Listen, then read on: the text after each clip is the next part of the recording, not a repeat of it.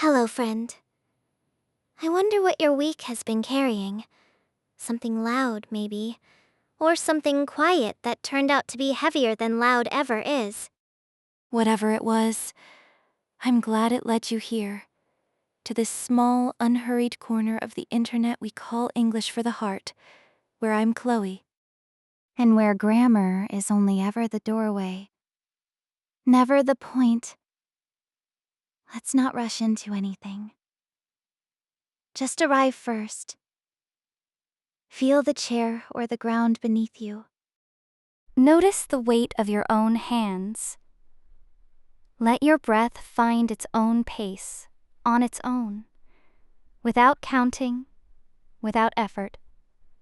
Just a few slow rounds, in and out. However they come. Today, we are going to talk about mistakes. Not in a harsh way.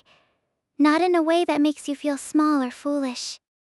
We are going to talk about mistakes the way a kind friend would. Gently, honestly, with real curiosity about what happens after the mistake. This is the heart of what we do here, on English for the Heart. Slow English. Grammar as the entry point, and something warmer, something more like healing, as the real destination. We are never in a rush to finish a lesson. We are only here to let the words settle. The way tea leaves settle at the bottom of a cup until the whole cup is fragrant. And along the way today, we'll gather some beautiful, useful English together. A small but powerful sentence structure English uses to place emphasis exactly where it belongs. Words like response, blame, ignore, admit, and responsibility. The phrase make up for. And underneath all of it, one quiet question that will follow us through the whole lesson. What really counts? Come, walk with me. Think for a moment about the last time you made a mistake. It does not have to be a large one. Maybe you said the wrong thing to someone you love. Maybe you forgot something important.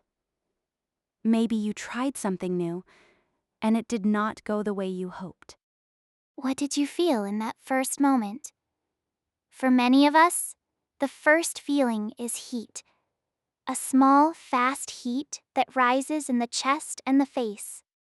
And right behind that heat comes a voice. For some people, the voice says, "How could you be so careless?" For others, the voice looks outward and says, "This is not my fault. It's theirs." Blame yourself or blame someone else. Hide it or hope no one noticed. These are old, familiar paths. Many of us have walked them so many times that we do not even feel our feet moving anymore. Maybe you learned these paths early. Perhaps in a classroom where a wrong answer brought laughter, or at a table where a spilled glass brought sharp words instead of a soft cloth. If that is your story, friend, I want you to know that the tightness you feel around your own mistakes today did not appear out of nowhere. It was taught to you once by people who are often carrying their own unhealed fear of being wrong. You are allowed, here, in this quiet space, to learn a different way. There is a poet named Nikki Giovanni, an American poet, writer, commentator, and social activist.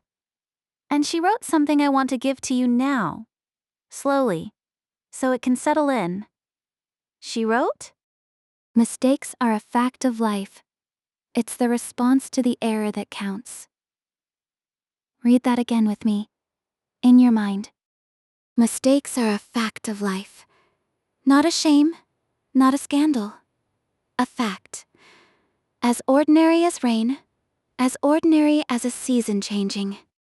And then the second part, the part with the real weight in it, it's the response to the error that counts. Not the error, the response. I want you to notice how differently this sentence lands compared to the voice most of us grew up hearing. A voice that said, often without words at all, "Do not make mistakes. Mistakes mean something is wrong with you." That voice is loud in so many of us. It sits in the back of the mind, arms crossed, waiting to say, "I told you so," the moment something goes wrong. Nikki Giovanni's sentence is a quiet answer to that old voice. It does not say mistakes are good. It does not pretend they do not hurt. It simply moves the spotlight away from the fact that something broke, And on to the much more interesting, much more hopeful question of what you do next. Today, we are going to sit with that sentence for a long time. because inside it is one of the most elegant tools in the English language.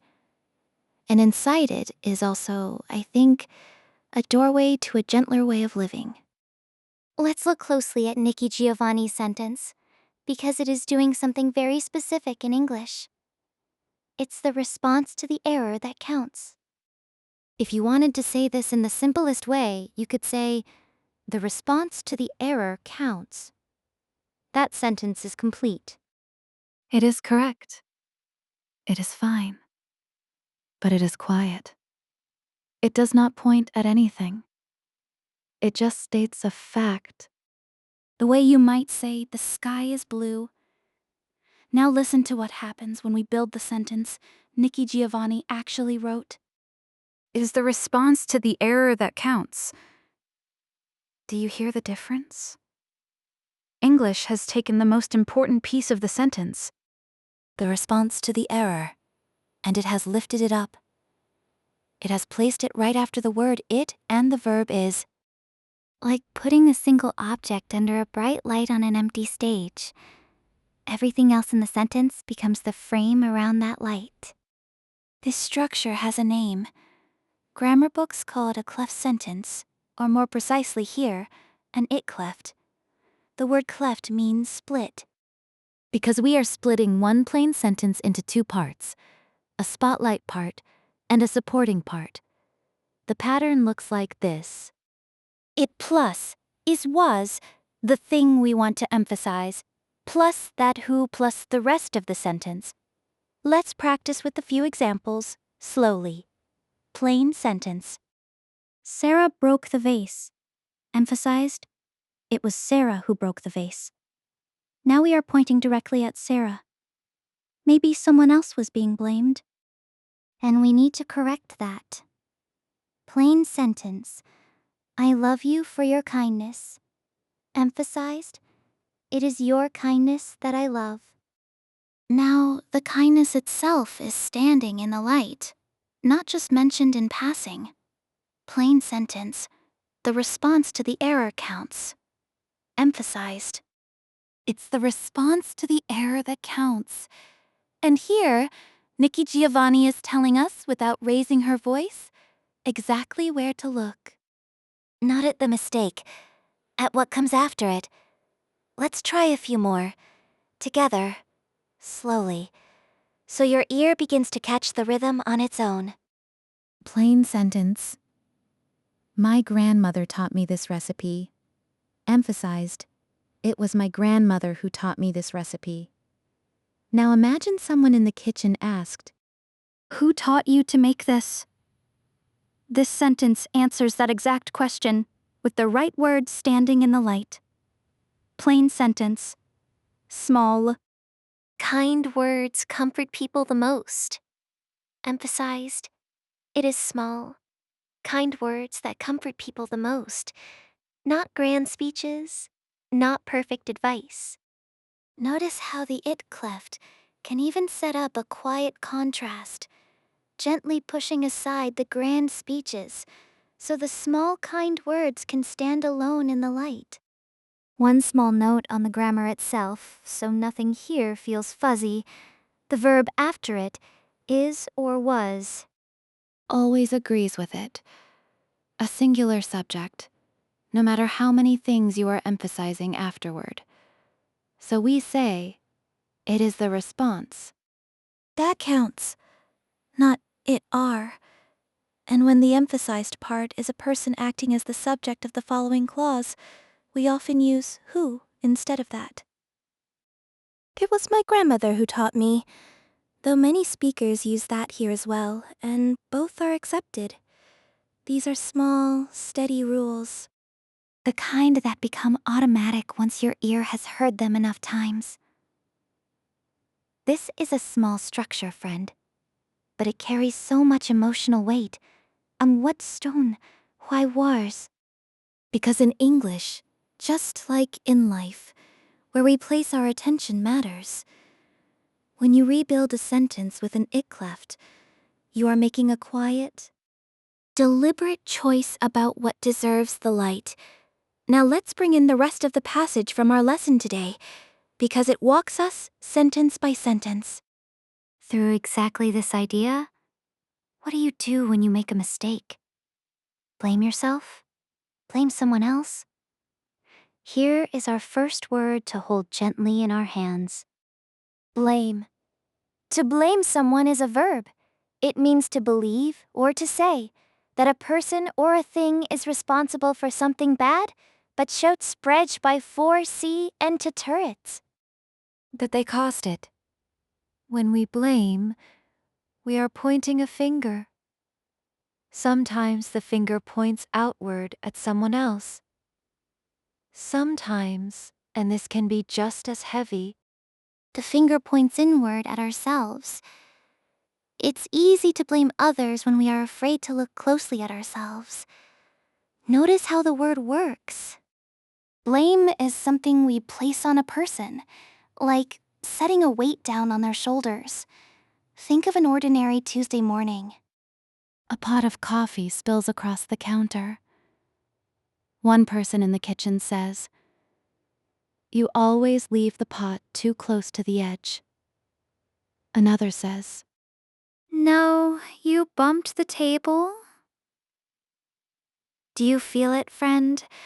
How fast the room fills with blame?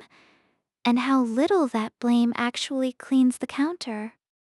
Blame moves quickly, but it rarely moves us forward. Try to hide it, ignore it, or forget it. These are all negative responses. Here is our second word, ignore. To ignore something means to pay no attention to it, on purpose. It is a choice. A quiet, sideways step away from something we do not want to face.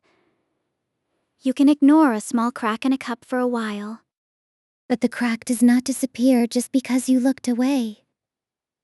This is the danger of ignoring. It does not erase the mistake. It only delays the moment we must finally turn and look. Think of a message you meant to answer, sitting unopened in your phone for 3 days. You did not decide to hurt the person who sent it. You simply ignored it, looked away, told yourself you would deal with it later. And yet, friend, the silence itself becomes its own kind of response, even when we never intended it to be one. This is why ignoring rarely feels peaceful for very long. Some quiet part of us is always still aware of the crack.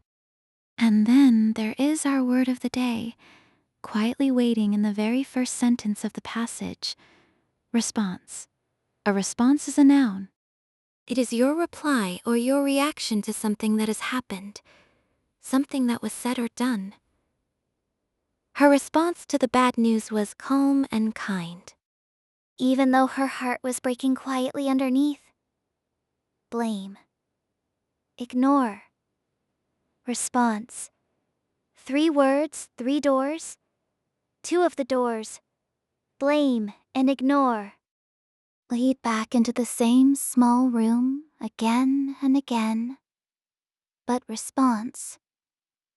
Response is the door that opens outward, into something wider. Before we move forward, I want to slow down and take care of 2 small points, because clarity is a form of kindness. And I do not want to leave anything fuzzy in your mind. First, let's talk about the word count. In today's sentence, It's the response to the error that counts. The word counts does not mean to count numbers, like counting 1, 2, 3.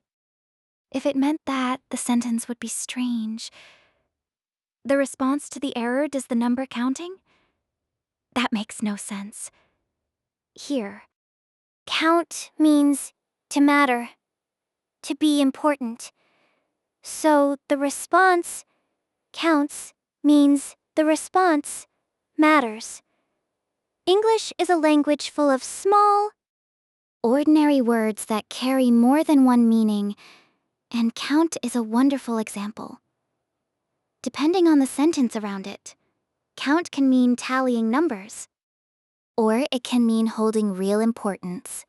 Context is what tells you which door to walk through. Try this with me. Every vote counts. Is anyone counting numbers in that sentence? No. It means every vote matters. Every vote is important. Just like Nikki Giovanni's sentence. It's not about arithmetic. It's about what truly holds weight. Here is one more pair, so the two meanings sit clearly side by side in your mind. She counted 12 birds in the garden this morning. Here, count means the plain arithmetic of tallying. 1, 2, 3, all the way to 12. But every small kindness counts, even the ones no one sees. Here, count has floated entirely away from numbers and means only matters, only has value. The spelling never changes. The sound never changes. Only the room around the word tells you which meaning it is carrying today. Second, I want to gently place the It-Cleft next to a cousin structure, so you never confuse them, and so you never think one is better than the other. You may have also heard sentences like, what really matters is your response. This is called a what-cleft, because it begins with a what-e word. What? It does something very similar to the It-Cleft. It also shines a light on one part of the sentence, but it builds the spotlight differently. Instead of starting with it is, it starts with what matters is, or what I love is. Both structures are correct. Both are used by native speakers every single day, in ordinary conversation and in careful writing. Neither one is stronger or weaker than the other. They are simply two different tools with two different rhythms. The It-Cleft has a formal, declarative rhythm, almost like a judge announcing a verdict. It is X that matters.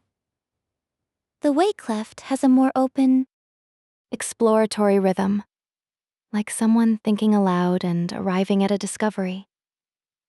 What matters is X.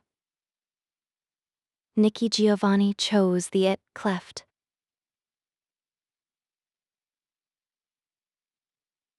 And I think if you say her sentence aloud, you can feel why.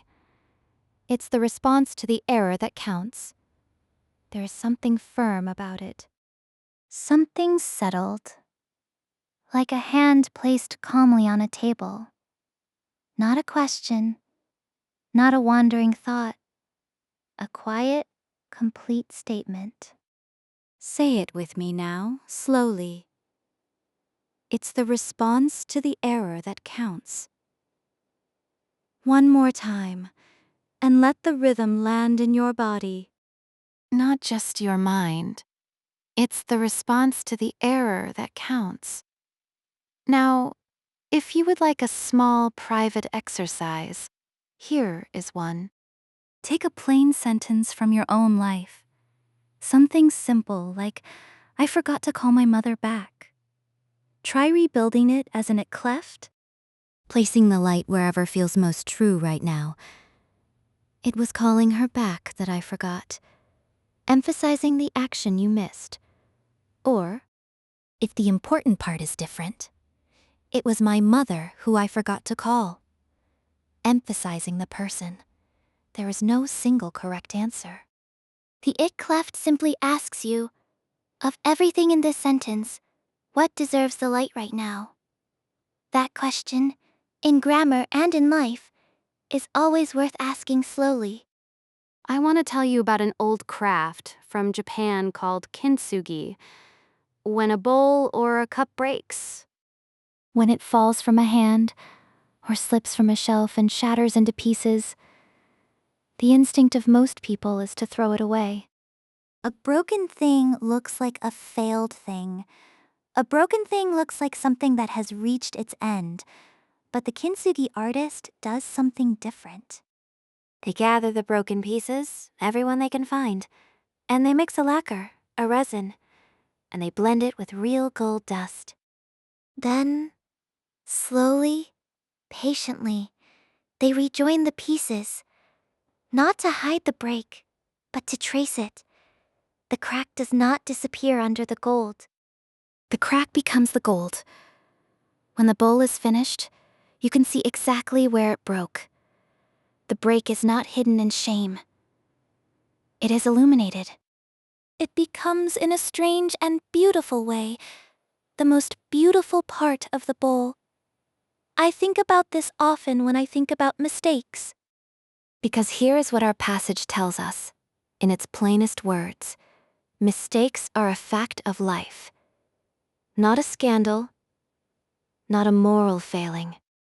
A fact, as ordinary, as inevitable as a cup slipping from wet hands one ordinary afternoon. The question was never, will I break something? Friend, you will. I will too. We are not made of stone. We are breakable, all of us, in ways large and small. Every week of our lives. The real question, the only question that has ever mattered, is the one written into today's grammar lesson itself. It's the response that counts. Will you throw the broken pieces away and pretend the bowl was never yours? That is ignoring, turning away, hoping the crack disappears if you simply do not look at it. Will you stand over the pieces and say, "This is not my fault. Someone else pushed the shelf. Someone else made the floor wet." That is blaming, pointing outward, so the weight never has to rest on your own hands. Or will you kneel down, gather the pieces gently, and begin, slowly, imperfectly, to trace the break in gold? That is what admitting looks like. That is what taking responsibility looks like. Not punishment. Not shame. A craft. A quiet, patient, golden craft. I want you to notice something tender here, friend. The Kintsugi bowl is not thrown away and replaced with a new, perfect one. It is mended. And the mended bowl often becomes more precious than it was before it broke. Because now, it carries a story. It carries proof that something fell. And someone cared enough to sit down and put it back together with their own hands. Your mistakes can be like this too. Not proof that you are broken beyond repair. Proof, if you choose the golden response, that you are someone who mends what falls. I think, too, of how patient the Kintsugi artist must be. They do not rush to the shop to buy a new bowl the very next morning. They do not scold the bowl for having been fragile in the first place. They simply sit down at their low table in the quiet of their workshop. And they begin, one small piece at a time, one careful joint at a time. There is no shortcut through a repair like this. There is only the slow, steady willingness to keep returning to the pieces until they are whole again. And here is something else I find tender about this craft. The artist never repairs the bowl exactly back into its original shape. The gold seams add something new, a pattern that could not have existed before the break. In a strange way, the breaking made room for a kind of beauty that a perfect, never-broken bowl could never have held. I am not telling you to seek out mistakes, friend. But I am telling you that the mending itself, the honest, patient, golden work of response, Often leaves you with something a flawless life never could have given you. Depth, humility, and a story you lived through with your own two hands. Let's return to our passage now, because it gives us, in very simple language, exactly how to do this mending. Instead, try these positive responses. Admit your mistake to yourself and to another person you trust. Here is our word, admit. To admit something means that you agree it is true, even when that truth is uncomfortable, unpleasant, or embarrassing, even when some small part of you does not want to say it out loud. She admitted that she was wrong, and her voice was steady, even though her hands were shaking. Notice the shape of courage in that sentence. Admitting is not the absence of fear. It is speaking clearly through the fear. Here is an everyday example. Imagine you told a friend you would meet them at 6, and you arrive at 6:30, out of breath. There are two paths in front of you.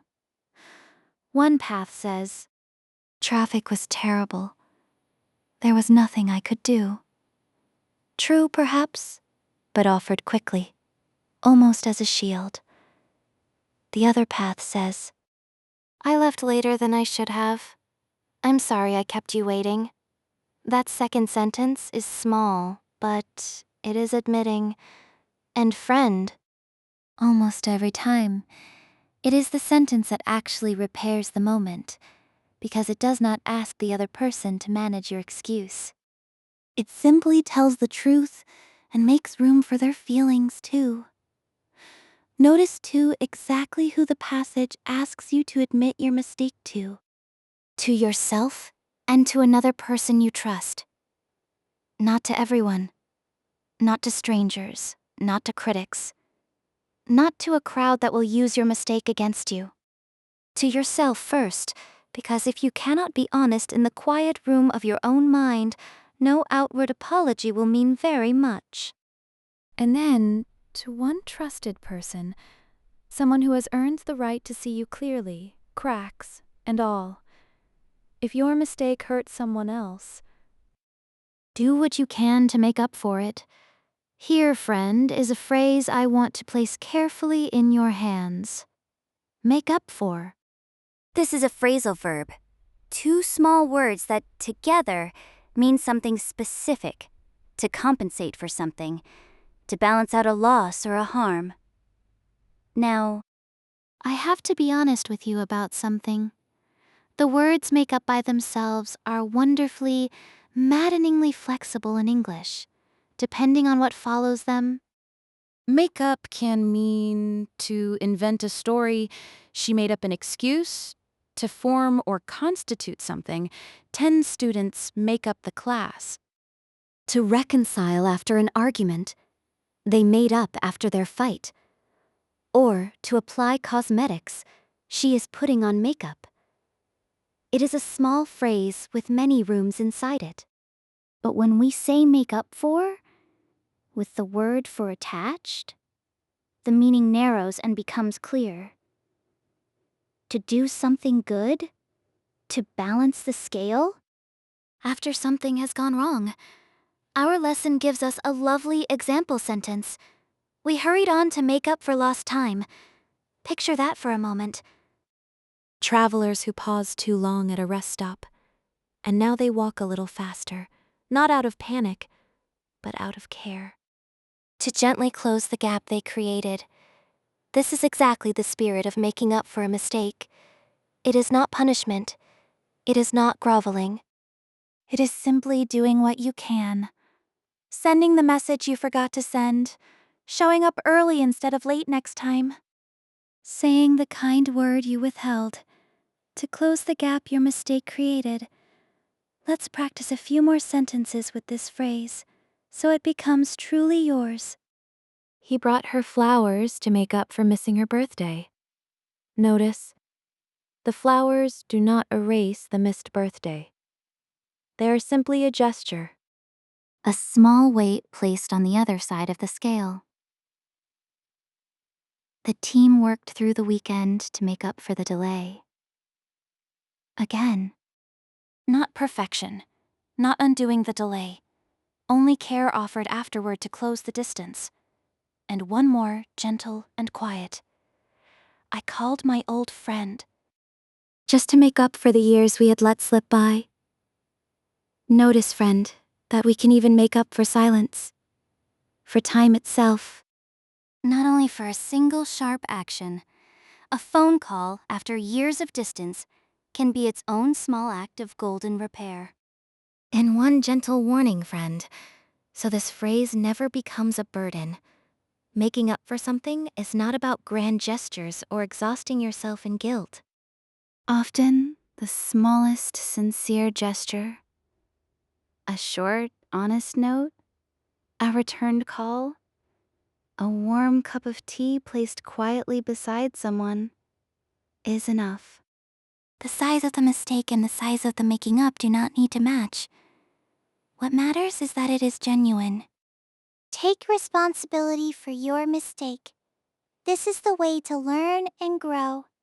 And here is our final word, the one that holds all the others together. Responsibility. This is a noun. It means that something is your job, your duty, to take care of and to make decisions about. When you have responsibility for something, it belongs in some real sense to you, not as a burden thrown at you from outside, but as something you have agreed to carry. Taking responsibility is not about guilt. It is about care, deciding that this mistake and what happens next belongs to you to tend. I want to draw a soft, careful line here because it matters. Guilt often whispers, I am bad. Responsibility says something entirely different. This happened, and I will tend to it.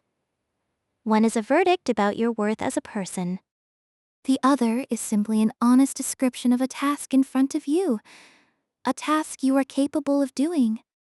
you do not need to carry guilt in order to carry responsibility. In fact, friend, the lighter you can set guilt down, The more clearly you will usually be able to see what responsibility actually asks of you. Do you see the full shape now? friend, admit, make up for, take responsibility. 3 small movements: honest speech, gentle repair, and quiet ownership. And together, They are the golden lacquer. They are how the crack becomes part of the bowl's beauty, instead of the reason it was thrown away. Now, friend, I want to invite you to try something with me. Not a test, not a performance, just a small, private practice. think of one small mistake from the last few days. Something ordinary. A short email you regret sending too quickly. A moment of impatience with someone you love. A promise you meant to keep and did not. I invite you to imagine yourself as one kind witness to that mistake. Not a judge, not a jury, just one calm, warm presence sitting beside you, the way I hope I am sitting beside you now. And before we speak, let's take one more slow breath together. In, 2, 3, 4, out. 2, 3, 4, 5, 6. This is not a small thing we are practicing today, friend. Learning to meet our own mistakes gently is one of the quiet, everything with a sure. Lifelong skills that changes almost everything else. How we treat the people we love when they fail us. how we let ourselves try new things without fear. How softly we are able to fall asleep at night. I invite you to say these 3 sentences, quietly, in your own mind, whetherst in your pocket whites.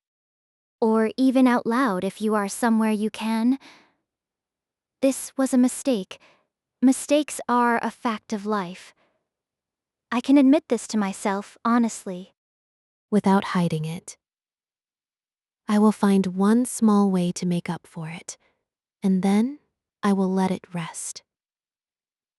Notice, we did not say, I will never make a mistake again. That is not the promise today's lesson asks of us. We are not becoming perfect. We are becoming responsive. People who know how to meet an error with an open hand instead of a closed fist. If you have a little more time today, Friend, here is a second, deeper part of the practice. Take a small piece of paper or open a quiet page in your journal. And write down the mistake you are thinking of in one honest sentence. Then, underneath it, write your response using our new grammar. Our It-Cleft. It is that I choose to do now. Fill in that blank slowly. Maybe it is a short, honest message that I choose to send now. Maybe it is one quiet apology that I choose to offer now. Let the sentence be small. Small? Honest sentences are often the ones we can actually keep. And then, when you have written your response, I invite you to close the page gently. Not to forget the mistake, but to let it rest. The way a Kintsugi bowl once mended is finally set back on the shelf. Allowed simply to be useful and beautiful again. And now, let's practice today's sentence together. The one written at the bottom of our lesson page. the one meant to be your quiet companion through the rest of this day. I'll respond positively to a mistake. Say it with me. slowly. I'll respond positively to a mistake. Notice the grammar quietly at work here too. All. A simple future. A small promise you are making to your future self. For the next time, and there will be a next time, that something breaks. Friend, think about a garden after a storm. The wind has come through and it has knocked over a trellis, scattered the petals of the roses, Bent one of the young trees so far that its trunk cracked. If you walked into that garden the morning after, you might feel your heart sink. You might think, this garden is ruined. But a gardener knows something the rest of us sometimes forget. A storm is not the end of a garden's story. It is a chapter in it. The gardener kneels down. She rights the trellis. She gathers the fallen petals into the soil, where they will become food for what grows next. She splints the cracked young tree with soft cloth and patient hands, and in a season, sometimes you cannot even find the place where it broke, only a slightly thicker place in the bark, stronger now than before. Where the mend healed over. This is what a life looks like when we choose response over shame. Think too of the moon, friend. Moving quietly through her phases above that same garden. Some nights she is full, round, generous with her light. Other nights she is only a thin, curved sliver, almost gone from the sky. We never call the crescent moon a broken moon or a failed moon. We understand, Without needing to be told, that this is simply her rhythm. That the fullness will return, in its own time, the way it always has. I wonder, sometimes, if we could learn to see our own low, cracked, imperfect seasons the same way. not as failures of the self, but as one part of a rhythm that always, eventually turns back toward the light. Mistakes will come, friend, the way storms come. Not because you did something wrong to deserve them, but because that is simply the nature of living things, and gardens, and hearts, and moons. Mistakes are a fact of life. Nikki Giovanni told us at the beginning of our time together today. A fact, not a punishment. Not a verdict on who you are. And the second half of her sentence is the one I hope you carry with you long after this video ends. It's the response to the error that counts. Not whether you broke something, whether you knelt down afterward, not whether the storm came, whether you picked up the trellis, not whether the bowl cracked, whether you reached gently for the gold. You are allowed to be someone who makes mistakes. You are allowed to be a garden that gets rained on, a bowl that sometimes slips from tired hands. That was never a question. What is still, always, beautifully within your hands to choose, is the response. Admit it. Make up for it, where you can. Take responsibility not as a weight, but as an act of care. And then, this matters too. Let yourself grow from it. and let yourself rest. This is the way to learn and grow, the passage told us. Not the only hard way, the gentle, golden, ordinary way that every kind and wise person before you has also had to walk. I think of the Kintsugi bowl one last time. Sitting now on its shelf, its gold seams catching the afternoon light. No one who sees it thinks, how careless that it broke. Most people, when they learn its story, lean a little closer. They want to trace the gold with their fingertip. There is something in us, friend.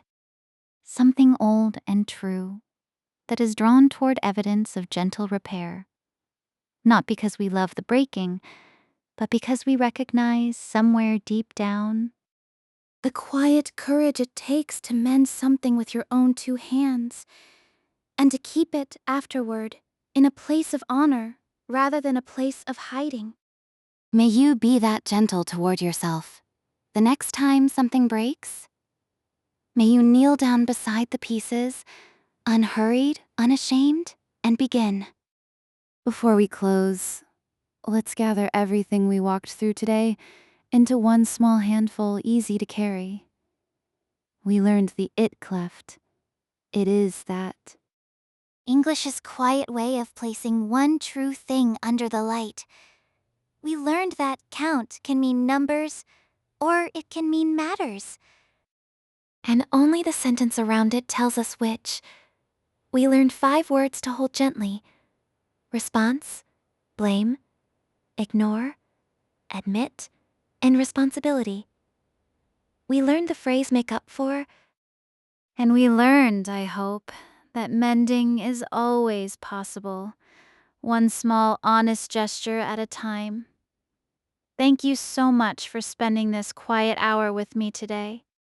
Friend, I know your time is precious, and I do not take it lightly that you chose to spend some of it here, breathing slowly, and I know water. I need to get 'em. Learning gently, alongside me. If today's lesson gave you something, a new piece of grammar, a softer way to hold your own mistakes, or simply a few calm minutes in the middle of a busy day, I would be so grateful if you would like this video And subscribe to English for the Heart, so we can keep walking together one slow lesson at a time. Before you go, let's say it once more. Together, one last time. I'll respond positively to a mistake. Carry that with you, gently, like a small stone in your pocket. Goodbye, friend.